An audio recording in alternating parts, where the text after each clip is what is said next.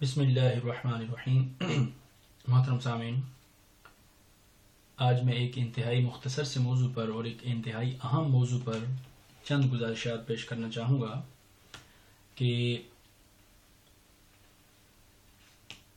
اس کو صرف کم علمی کہہ سکتے ہیں کہ جب ہم 40واں کرتے ہیں، جب ہمارا کوئی بندہ مر جائے ہم 40واں کرتے ہیں اور تیسرے دن کل پڑے جاتے ہیں۔ بعض علاقوں میں داسے کی اور ساتے کی اور اس طرح کی رسومات ہیں۔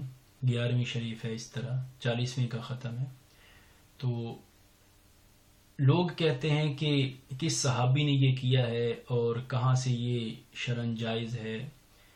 تو ایک تو بات یہ کہ یہ ہمیشہ یاد رکھ لیں کہ اس کام کو بدعت نہیں کہا جا سکتا۔ لوگ اس کو بدعت کہتے ہیں کہ صحابے کے دور میں نہیں ہوتا تھا، حضور کے دور میں نہیں ہوتا تھا، اس لیے یہ بدعت ہو گیا۔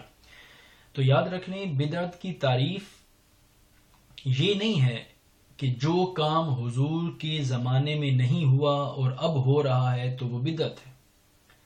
یہ بدعت کی تعریف نہیں ہے۔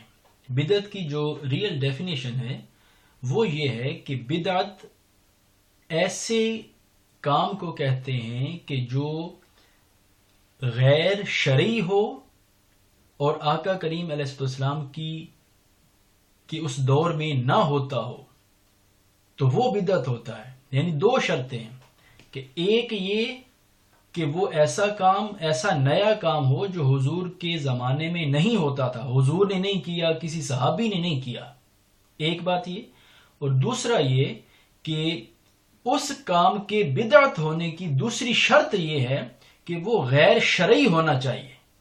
اگر وہ غیر شرعی نہیں ہے تو فقط اس وجہ سے اس کو بدعت نہیں کہا جا سکتا کہ جی وہ حضور کے زمانے میں نہیں ہوتا تھا تو اب ہو رہا ہے تو گویا یہ بدعت ہو گئی، تو یہ کم عقلی ہے۔ اگر ہم غیر شرعی کی یہ قید نہ لگائیں اس تعریف کے ساتھ تو پھر بہت ساری خرابیاں پیدا ہوتی ہیں اور بہت ساری ایسے کام ہیں کہ جو اب ہم کر رہے ہیں اور حضور کی بارگاہ میں نہیں ہوتے تھے۔ اس کی صرف ایک مثال دے کے میں اپنے موضوع کی طرف آتا ہوں کہ آقا کریم علیہ السلام کے زمانے میں اور صحابہ کے زمانے میں بتائیے کہ قرآن پاک کے اوپر زیر زبر کب تھی؟ یہ تو حجاج بن یوسف کے دور کے بعد، یعنی اس کے دور میں، اس نے اپنے دور میں یہ کام کروایا تھا۔ اب صحابہ کے دور میں، آقا کریم علیہ السلام کے دور میں تو قرآن کے اوپر زیر زبریں نہیں تھی، تو اب زیر زبریں ہیں۔ تو اب دیکھیں، یہ جو میں نے تعریف کی آپ کے سامنے، جو علماء حق نے جو تعریف کی ہے، وہ اس کے اوپر صادق آتی ہے کہ زیر زبریں ہونا ایک تو ایسی چیز ہے کہ جو حضور کے زمانے میں نہیں تھی اور اب ہے، ایک بات، اور دوسری بات جو میں نے کہا کہ غیر شریعت کی شرط لگانی پڑے گی۔